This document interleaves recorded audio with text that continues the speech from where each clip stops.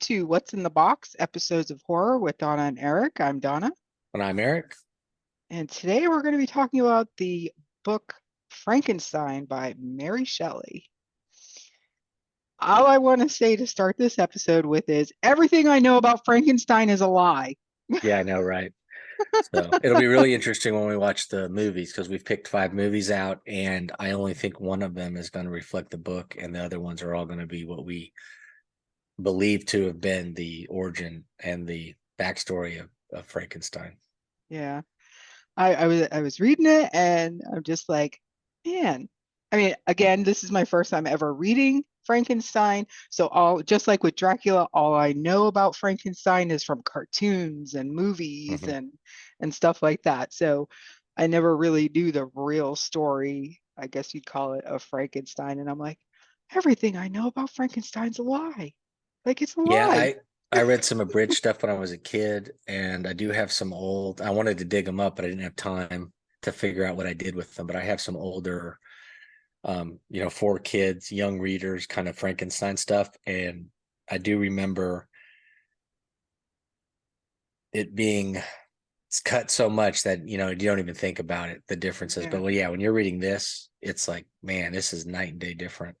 Yeah. I Um, I was confused at the beginning because it starts off with a completely different person mhm. than who you would expect it to be, but then they run into Frankenstein on the ice, and so that was a Yeah, little so confusing. well, and it started with the letters, and I mean, it's the same problem with Dracula, and I guess Hmm. maybe that time period, that's how they did stuff. And I mean, it's a great way to do an information dump, but I'm just like, man, I'm not sitting through 300 pages of letters again because I just was Yeah, like, man, this is going to drive me crazy. yeah, I will say this. I liked this one way more than Dracula, and and Dracula. Dracula Yeah, was fine. Dracula was fine. yeah, This one I did enjoy this one, but I took it in 3 different ways. I have a paperback, so I was reading off of this. I had the Kindle, which I would read at night, and I also listened to a recording when I was in the car and stuff to kind of get us to this point. yeah. And I think this is the first time where I thought the audiobook was the best way to consume this. I really enjoyed, and maybe it's the guy who was reading the one I read, but Mm, or listened to. So I really maybe. found I understood or connected with the characters much better when I was listening than when I was reading. Yeah, But I did enjoy the fact that we only had 3 letters to start off with, and then we got into quote unquote a journal. But at least the journal read like a normal story. like a normal. Yeah, it was kind of like a And story. so that at that point I Yeah, was okay. But yeah, yeah. So like for me, like the first half like really dragged, and I was like, oh man, am I gonna get through a this? But lot of then, information they had, and what's yeah. funny is how much information do we get for this book, and they barely touched on him creating life. You know what I mean? Yeah. Well, It's yeah, I like, was very surprised about that because it's like, oh, I made this monster and then I ran out of the apartment. yeah, and it's so funny because at the end when I finished it, I took a step, you take a step back and you think about it, and I always say everything is horror. I don't really feel like this is a horror novel at all. Yeah. This is a revenge novel. This could be an action adventure novel. This is a science fiction novel. But the things that are horrific about it Are don't not even even, mentioned. well, they Yeah. not only that, but they don't register to us because of what we've read. I think now I can Hmm. assume that at the time this came out, it was considered pretty groundbreaking and horrific, I guess, in its own way. But really, I just was like, none of this is. I mean, even the terror part wasn't terror because we didn't get to know anything. Like you said, they don't explain anything. So Yeah. what are we getting scared about? There's Yeah. no we have no none of it is. It's just a bunch of just two people talking a whole bunch Yeah. and telling. I guess what is this? This is a classic telling us, not showing us kind of thing. Yeah. I was so you've always anybody who knows about Frankenstein knows that everybody says that Victor Frankenstein is actually the villain. And I'm like, I don't think either one of them were really the villain. I mean, yeah, the monster like killed people, but it was a revenge. It was like, Yeah, it was definitely, this was a personal thing. This wasn't yeah, he's not a serial killer. He's not He's not doing this for pleasure. He's not getting off on it. He's not doing it for any other reason other than to punish the creator, for Yeah. not giving him a companion so that they can go disappear.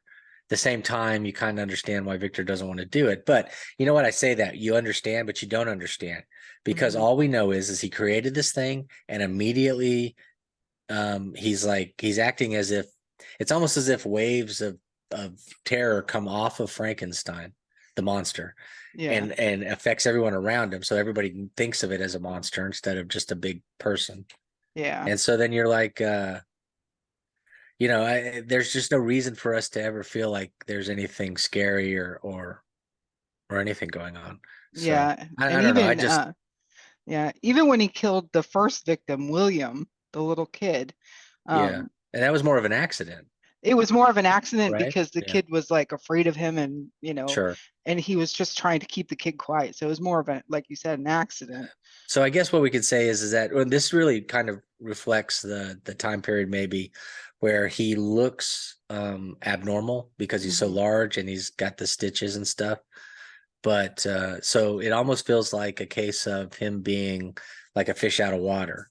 Hmm. It's not that he's a monster per se, it's just that he's so different than everyone else that they perceive him as an oddity or a thing of I guess that's what's scary about him is he doesn't conform to what they would consider polite society, I guess. Yeah. But Yeah. they could have she should have gone a little bit more into it, either describing What he looked how he like. terrified him, I Yeah. mean, like, is Yeah. he completely horrific in his appearance? And if he was, and once he learns humanity, as he puts it, don't you think he would have like covered it up or used some sort of a mask or would have not put himself in that situation to see people or any of that kind of stuff. And I guess he kind of does lurk around at the end, but Yeah. it doesn't make a whole bunch of it doesn't make any sense Yeah. for us on those two levels. Now, as just a straight up story, it's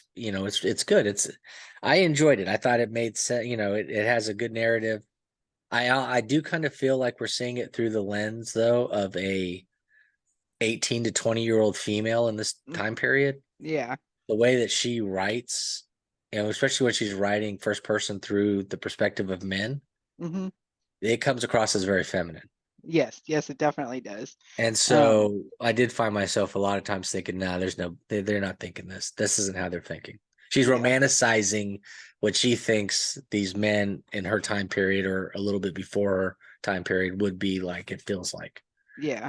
Yeah. They were always, oh, the joy and look when Clerval was talking about like the scenery and Yeah. And yeah, nah.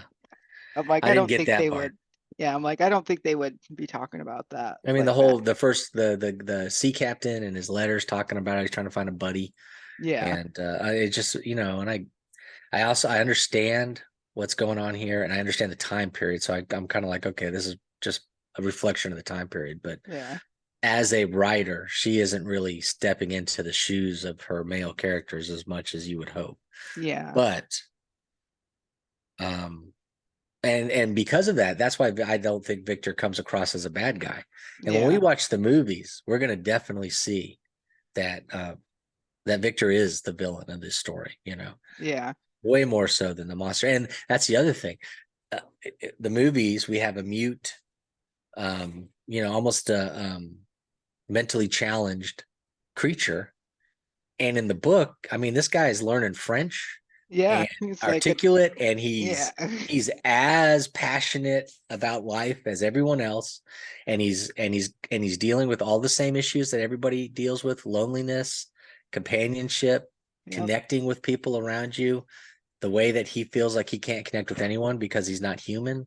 Yep. He's Hunger, yeah, needing food, needing shelter, needing clothing, because there's a lot spending of yeah. I was just say spending 2 years with that French family in the Yeah. shadows, learning how to speak and understand how to be a And person read and how to and read, read, you and know. and he needed that the sense of belonging that you get when you're with people, and Yeah. so nothing in his story is everything in his story is tragic. Nothing is he's not the villain at all. I don't know how you could ever think the monster in the book is the bad guy. Yeah, But and I was boy, yeah.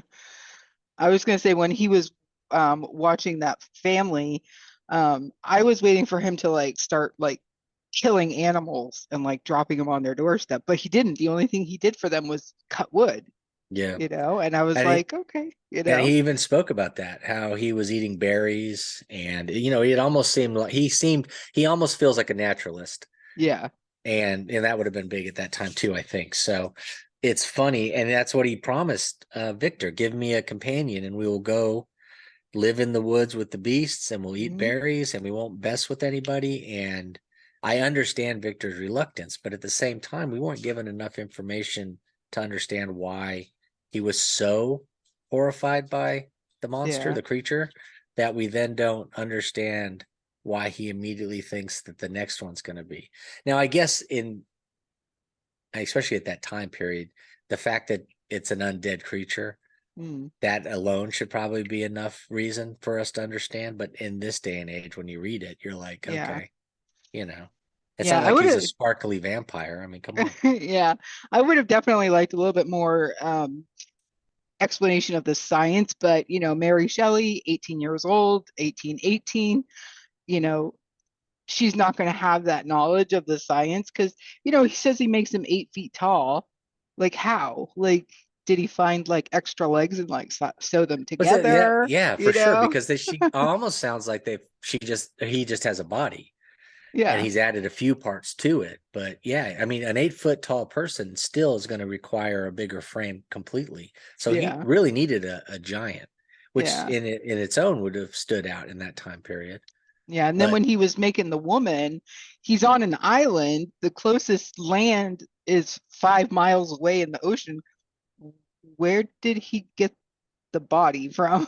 you right, know? how fresh is the body too is the other thing. Yeah, We weren't really given any of that information. I did find that it was kind of I understand why he wouldn't have an assistant, but I think the assistant plays an important part, and I think we're going to yeah, notice that in the yeah. movie. I was waiting for Igor. Right, just Like, anything. where the hell was Igor? And then I thought maybe Clerval was going to turn Yeah, into I thought maybe he would his become his assistant. confidant, Yeah, but even then he was reluctant to share. He yeah, doesn't want him to know, so they split up for a while, which allows the monster to murder him and make it look like yeah. Victor did it. And I think that's funny too, and his reactions to everything was very over the top. Victor And every he time always somebody got a died. fever. Yeah. He And always got a very fever. ill and stuff, which I think was common back then, right? Yeah. So I guess I kind of understand what she's doing. I will tell you this though, I did enjoy the writing style. I thought it read well enough. Hmm. I didn't feel like I was having to pause or rethink anything. But when I was listening to it, I really thought that was the best way to do it. So Yeah, I like the language because it wasn't um too what's the phrase? Shakespearean, Yeah, yeah, you too know. Shakespearean. Yeah, it was pretty straightforward language that holds true back from 1818 up to today. Yeah. There Little were a few. flowery, but Yeah, yeah, I was a little caught off guard every time it was referring to his family because it always referred to his family as my friends yeah, back home. I was yeah. confused when I first read that phrase. I was like, isn't he talking about like his dad? So I like flipped back through and I'm like, okay, yeah, he's definitely referring to his family, but friends. So maybe that's just the phrase that they used back then.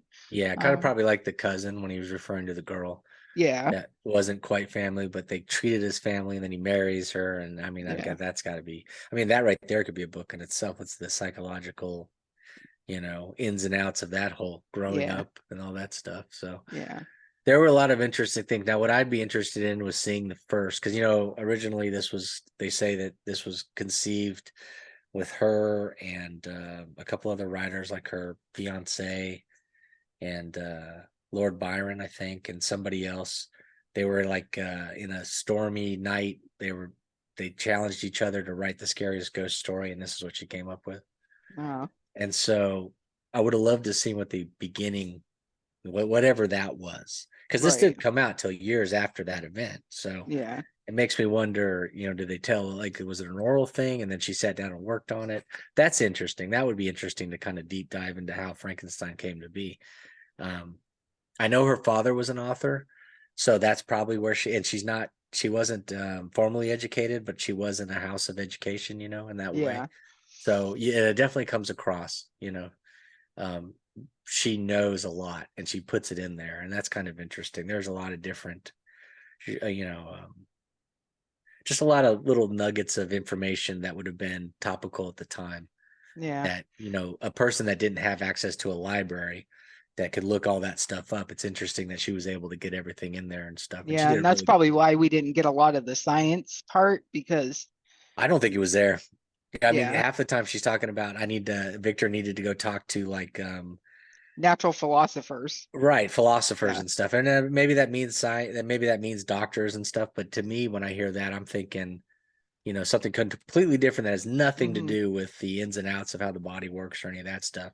Yeah. Like you And would think he would want to talk to a surgeon or, right. Or that mention he something himself about would it. be a surgeon. And Right. Yeah. you didn't really get that feeling. Like, he went to school and he tackles the sciences, but you don't really kind of get an idea of what he's really getting into. And to the point where he's scoffing at chemistry until that one teacher Yeah. shows him how it can be useful. And then with the use of chemistry, he's able to bring forth life. But we're missing the jump, Hmm. she's handing us a snake and saying, trust it, trust me, it's not going to bite you. Yeah. We're just no information at all. Yeah. So, and Yeah. we And just I have to want to kind of know. go with it.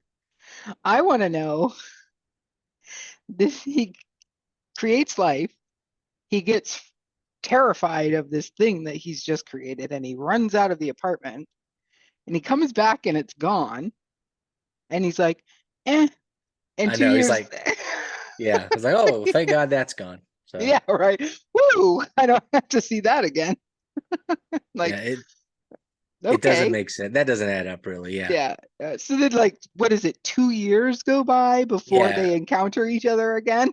And what's funny though is when it started and Frankenstein's starting to explain, or the creature starting to explain, and he's like so articulate, and I'm like, this doesn't make any sense at all. But then there's like 2 years passed, and I'm like, okay, so Yeah. that's what she. Then so at least she covered all her bases there, Hmm. where she learned where he's. I mean, and he is.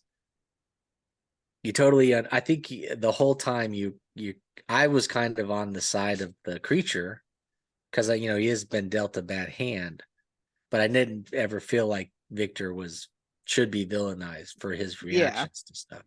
It's almost as if he accidentally created life. Yeah. If he would have done it and there wasn't a giant body there, then for sure we're talking accidental. But of course, he was trying to do it. Yeah. So we know that he is to blame somewhat, but I don't think he understood um, what that meant, what Hmm. that meant bringing forth. But unfortunately, as the reader, we don't understand what that means because the creature we're shown is a compassionate, caring, um, Smart. yeah, articulate creature that needs our understanding more than it needed anything else. Yeah. And there was that little glimmer of hope where he thought he had talked Victor into to getting the girl. And then, of course, what happens? Victor goes to make the woman and on the island, like you said, and immediately becomes distraught and just destroys everything again. Yeah. Which I thought, I don't know. You're that far. You've already got the body. Yeah. It's already ready to go. Let's So just here's turn the it other thing. on. Here's my question. So did you think he actually could kill Frank the creature? Because he goes to that's what the third, I guess the third act is him chasing the creature down because he Hmm. wants to destroy it. But at no point was I ever given the belief or the idea that he could do that. You know what I Yeah. mean? Like it almost felt like it was maybe that's why he was scared because it's an eternal beast or something. Yeah. Yeah. I don't think he could have. And I don't know because every time he was confronted with the monster, he was always like, go away. Right. Not, I'm gonna kill you. I think he may have said I'm gonna kill you like once or twice, but like made zero move to do so. Yeah. The only one who Um, followed through on his threats was the monster. And yeah, you don't do what I asked you to do, then I will be there to see you on your wedding night. And so Yeah. and I don't, it's so obvious what the monster is going to do. Is like, how does this brilliant scientist guy not know? Yeah. Why does he think he's the target? If Yeah. he was the target, the guy would have killed you right then, Yeah. So Yeah. I almost got the impression that at the end when he's chasing him across the ice or whatever, that he was kind of hoping that Frankenstein, the monster, would kill him yeah. because he's alone. He doesn't have any friends. He doesn't have any family. Although I think his brother Ernest is still alive. Um, Yeah, I think his brother still was. And what's funny is that they're a mere reflection of each other by the end of the story. yeah, The only, they each one has one person left. The monster has his creator, yeah, and he has, well, technically he has the monster and I guess his brother too, because he doesn't yeah, really mention his brother being dead. yeah. Although that middle brother is barely touched upon. Right. You know, they focus on the child that gets killed, William. They the his wife slash cousin, whatever. They get a lot of FaceTime. The father even gets a Hmm. lot of, but you rarely get a discussion of the second brother Yeah. that I can So think of. I mean, I know he pops in here and there, but they never really. yeah, no, he doesn't get to Ernest doesn't get talked about. The So only time you maybe, see him is like when they were talking about Justine's trial. yeah. That's really the only time that Ernest is really mentioned. And I understand why Victor doesn't step up and say, "Hey guys, I created a monster and that's what killed everybody," because he can't really prove it. Yeah. But the fact that he lets that girl go and hang, um, Yeah. that's Yeah. crazy. I mean, at That's that point, I guess that's the most monstrous Victor gets, yeah. is when he lets that poor innocent girl die for Yeah. something that technically, I guess, and he says it constantly, I'm the one that caused the death. Hmm. Yeah, because by creating the monster, that's what happens. But it's a fun. I thought it was a fun story. I like the atmosphere. I, the characters are fine. I mean, we're nitpicking, but Mm. I enjoyed these characters more than I enjoyed the characters in Dracula. Oh yeah. Yep, for And sure. I thought she, and maybe it's the background she has, with parents as, father's a writer, and so she structures it differently, and Stoker's was a playwright, I think, and an actor Hmm. and stuff, and so maybe he structures Dracula in a way that's a little different than we. I know I particularly enjoyed reading. I did not enjoy the style, the journals and all that stuff, but I could kind of see how that would work if you were putting it on stage. But I did enjoy this one. This is a classic. I could easily see myself revisiting. Yeah. Yeah. Like I said, I had a hard time with the beginning. It was really draggy, until we got to the point where we actually met the monster and they were having that conversation. But my biggest surprise was just learning everything I knew was a lie. There's Yeah, I no know. Igor. I know. Frankenstein is not a type of monster. Which I Um, knew from the, I kind of knew it, I guess, subconsciously, but because I didn't bat an eye when Penny Dreadful introduces Frankenstein, the creature, and he's just a dude, yeah. with some scars and stuff, and he's very articulate. I didn't think about that, but I have a feeling that when we visit the movies, we're going to see why Mary Shelley's Frankenstein didn't do as well in the Mm, theaters in the 90s. And I think it's because it's so different from the universal creature. right. Yeah. And And that's funny because that's I, really imprinted on us more yeah. so than And the Dracula, I think. yeah. And the monster is not afraid of fire because that's a big thing. Yeah. Frankenstein's monster is afraid of fire, you know. He's not because he set that thing on that little cabin or cottage Mm-hmm. for the French family. He set that on fire and there was. Um, so and I don't remember any like references to any kind of electricity in bringing the monster to life. No, it was almost completely chemical. It Yeah, felt like, which doesn't make any sense. You yeah. would need some sort of power surge to get everything Because going. what's the most iconic image of Frankenstein? He's got the bolts or the Yeah. conductors or whatever in his neck, and that's where they supposedly hooked up the electricity, but there Yeah, was and now, no. yeah, there And was he, nothing. There was not even and that's what I'm saying. It was like three sentences, maybe, to tell yeah, us that he created life.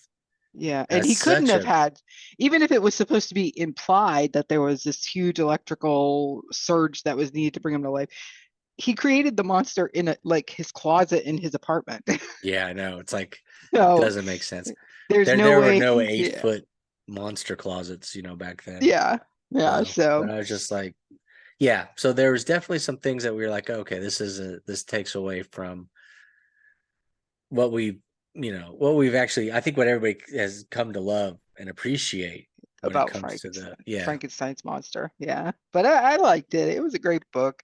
Um, It was a nice way to end the year, yeah, which I guess technically is starting. So us reading it ends it, but the episode will be out at the beginning of next year. So, yeah, it's a good bridge though for us to kind of sweep into the new year and start checking out some of these other things. But yeah. And there's a ton of different covers of the book. I barely scratched the surface, but I thought these were all interesting, and I thought, Yeah, I like this one. The creature here looks more like I don't know, reminds me of someone from The Hills Have Eyes. yeah, I which I I would kind of then understand why you were terrified, yeah, just by looking at him, maybe, yeah, because he does look grotesque, but yeah, it's a pretty cover. yeah.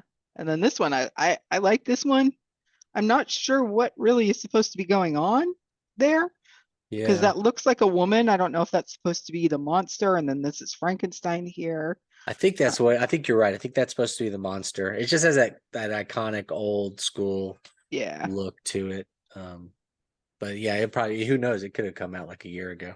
You yeah. can never tell anymore. This was a cool kind of Had that retro feel, makes you think more yeah, of the movie than the book. Because yeah. I mean, there's electricity going on right there. You got the lightning and all that. And then the green because Yeah, this iconically Frankenstein is green. And I was reading something. I was searching on Google about something for Frankenstein, and I guess when they made the 1931 movie, they made his makeup green just because of the way the light picks up different colors, even though it was in black and white and you right. really couldn't tell it was green. So um, that Movie must have been magic. movie magic. Yeah. This is a really cool cover. I thought this Um, was really cool too. Yeah, I agree. yeah. I just like the way it's simple, but at the same time, it conveys what we kind of think of with Frankenstein. Yeah. And So it's funny up here it says sci-fi and dark fantasy. yeah, yeah, and it definitely has the gothic vibe. You definitely get Yeah. gothic with it. But yeah, for sure. I mean, I saw a little blurb when I was looking up some stuff, and it was talking about how somebody wanted to have this be like the official first science fiction Mm, novel or story because it is so, it's tied into science, even though we're not really told how they yeah. did it. So Yeah. But I really like that cover. That's really eye-catching. This one's a pretty cool cover.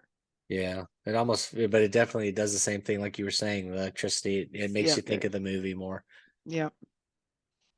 And that's something I'd like to know is how popular was the book before the movie, and vice. I mean, so there probably had a following, but did it have enough of a following where people were bitching and moaning because the character, oh, that's not Frankenstein, when they watched the Mm, movie.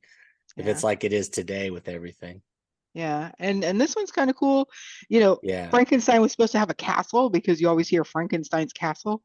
Um, but of course, like I had said previously in the book, he's created in a closet in an apartment, you know. yeah. I mean, there's no, and the only time he's really at a castle is when they go for the wedding night, right?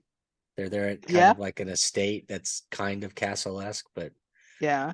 Which that was confusing too. Let's look at that because they got the girl from this family and she was kind of like well, she an was orphan. orphan. Yeah, she was orphan and went to stay with a family that had a bunch of kids. Yeah. And And she's then yeah, so then the Frankenstein family took her in, Elizabeth, yeah. but then all of a sudden she's in her, getting ready to get married and now she has this like estate.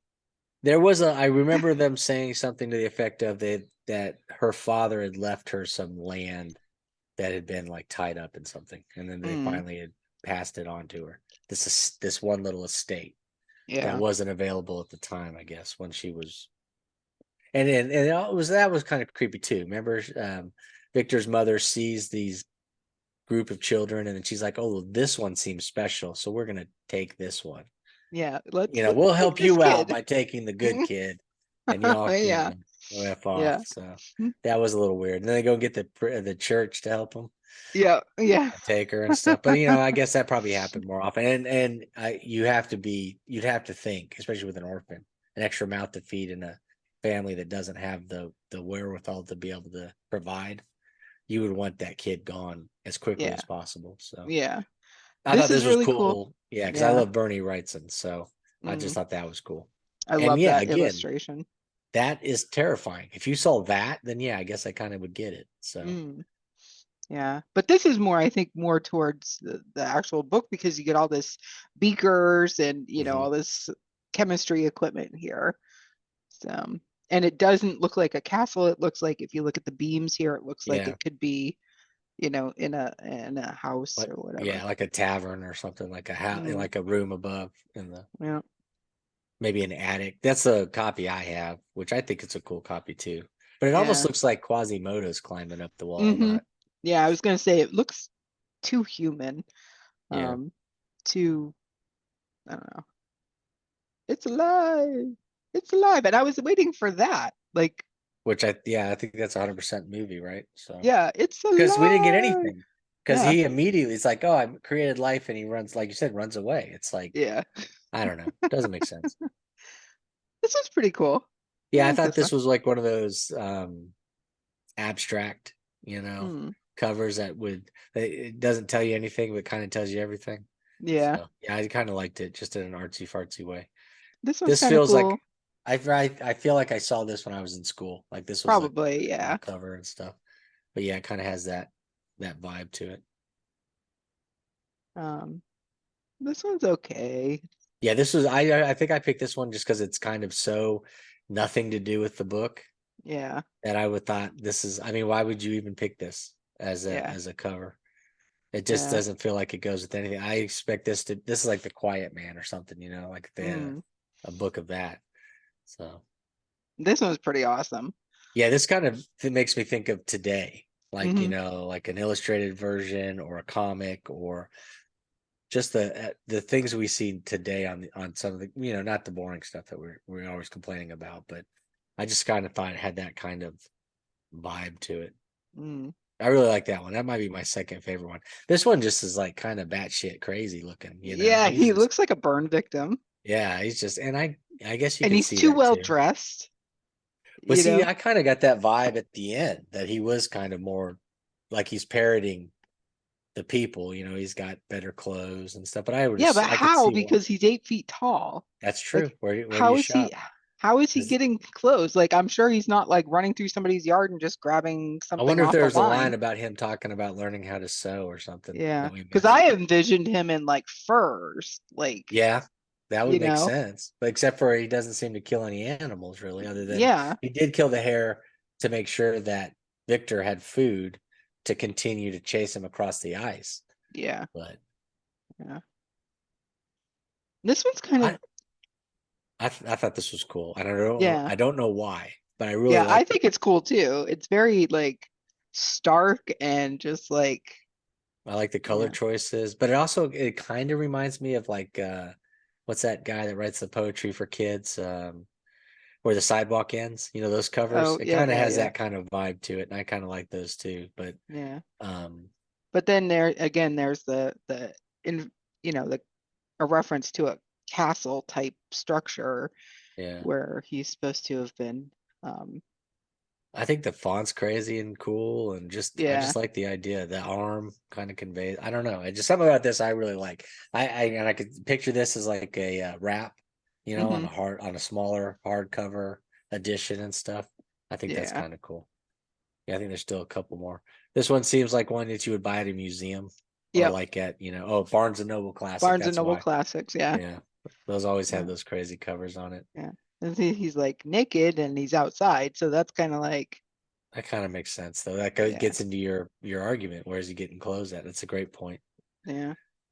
And then this one's kind of cool. It reminds me more of Gollum Yeah, from the Lord of the Rings.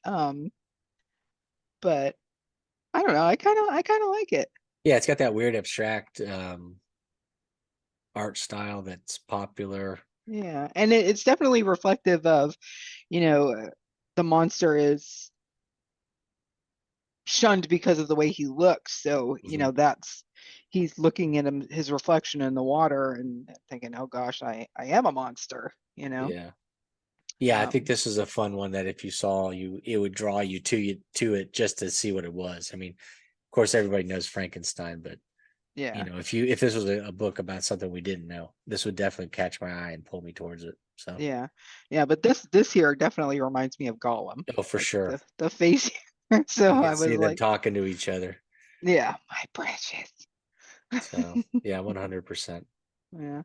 But But it's that was like I s- that was a tip of the iceberg. I'm sure there's like 100 more covers I oh could have yeah. pulled, but I Yeah. thought those were interesting ones to look at, and most of them were ones that would draw you to the book Yeah. if you needed it. But this is one of those ones that's I think it's so iconic that everybody knows what Frankenstein is, except for they don't, because after we read it, we're Except for like, they what the don't. heck?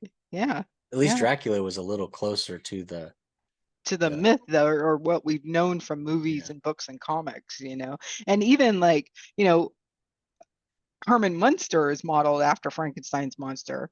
yeah yeah The height and the color of his skin and it- but that's not even like anything like what Frankenstein's monster is, you yeah. know. And I'm even more because I've never actually seen Mary Shelley Frankenstein that was done by what's that guy's name? Brannon, the guy that's doing the that did Thor, and Mm, he's always doing the Hamlet and all those kind of and he was in he's the guy that does Perot now in the new Agatha Christie movies that just came out, the three that just came out, Death on the Nile and Murder on the Orient Orient Express. Express, yeah. He's got the big crazy mustache. That guy.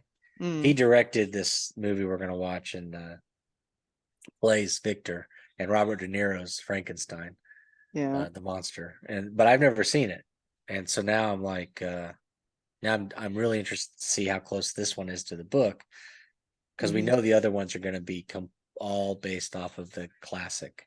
Yeah. And I've never actually seen an actual Frankenstein movie, with the exception of I have watched I Frankenstein, um, Which which is I was gonna yeah. say it's probably based more on the idea of the classic that he's a person, a man. Yeah. Um, and that's it, I think. Like I said, everything I've never like sat down and actually watched a Frankenstein movie, but just everybody knows about Frankenstein. I Yeah. grew up with, at Halloween we had the paper cutout of Frankenstein's head that we would Uh-huh. hang up in the windows I've got 3 or 4 kids books that are based on that classic universal Frankenstein that are like just different stories that have that character, that kind of a character in it. It's nothing ever like anything in the book. It's always that yeah, bolts in the neck, rectangular green. head, greenish, Yeah. you know, Yeah, and he not was smart. on, I believe Frankenstein's monster was in an episode of Scooby Doo at some point. Yeah, I think so. So it's yeah, it was really eye-opening to read the book and be like, it's crazy. I Yeah, it is crazy because I was like I thought I had read this and a lot of it was taking me by surprise. So I'm like, well, maybe I didn't read whatever I read wasn't um complete. So Yeah, yeah. So I think everybody should read it at least once. It's not gonna be for everybody. I had posted in Books of Horror. I didn't post like a huge review of it. I just said I finished this book, and a uh-huh. lot of people were like, "This is my favorite book ever," and um, And I could see that. I could understand why. yeah. It's a well written story. It's a well crafted story once you get past those letters because nobody likes letters, but I'm sure everybody loves letters. I'm like the outlier on this probably, but Yeah, um, I don't have a problem. I like that style boy, kind of. I was so when I started it, I thought, oh my God, more letters. We're gonna be here forever. I'm never gonna get through this. That's why I looked for the audio. I was like, I'm just never gonna get done with this. Yeah. But yeah, I could understand why people would think this is great, and I could also understand why you read this if somebody read this when they were very young. It's got that romantic feel to it that kind Hmm. of draws you in, and I could see how somebody would fall in love with the idea of the characters and the way the story goes. Yeah. But it's not a horror. I don't know. This is like what's the werewolf one? Wolf's Hour.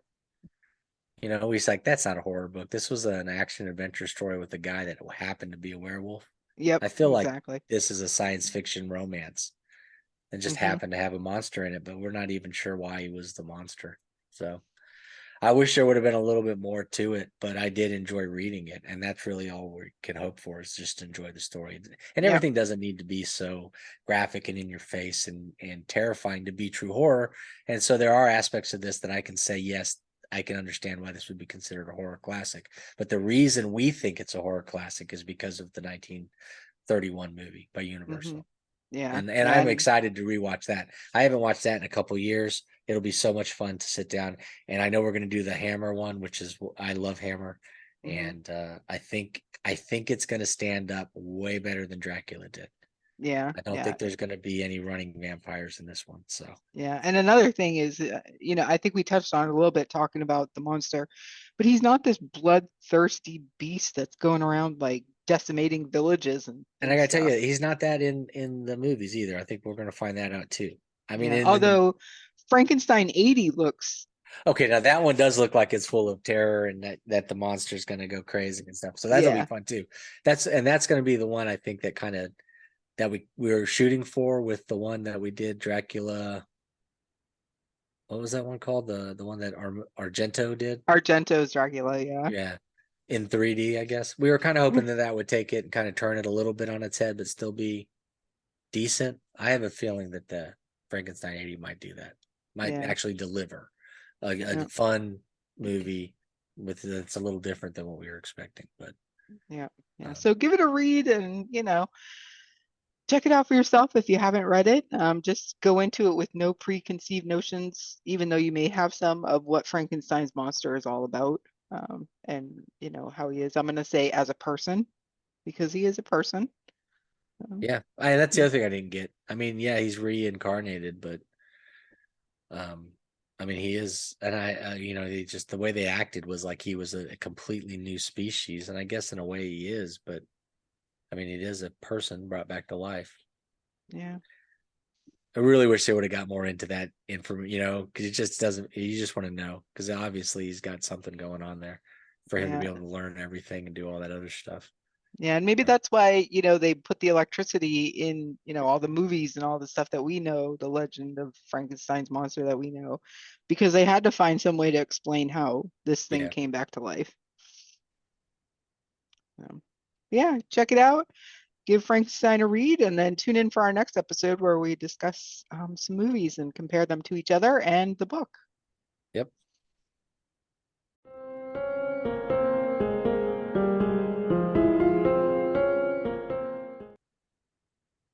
Now okay. it's time for Oh, our not Stephen King book of the week. And what do you have for us today?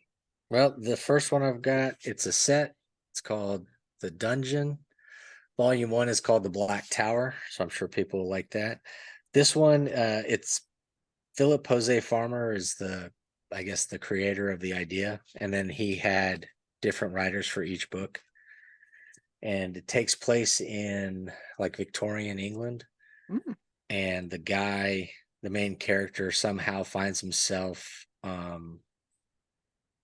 going on like this journey, like he's supposed to go find his brother who's been gone for a period of time and he's a soldier or something. And then when he goes, he somehow stumbles into a new world and it's like on a vast planet prison.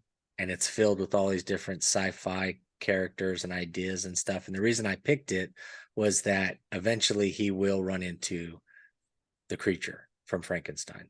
oh, okay. So it does kind of tie in, but it's got elements of science fiction and there is some horror in it and there's 6 books and so each one's got a different Oh, kind of nice. cool thing and each one is done by a different writer but they're all done with they were given an idea of, hey, this is what you're going to do, and it's a broad adventure kind of. It's got every aspect to it, a lot of science fiction, a lot of fantasy, but it does have characters that aren't copyright protected that pop in and out and stuff. So it's definitely worth reading. I read this when I was a teenager. I stumbled across it.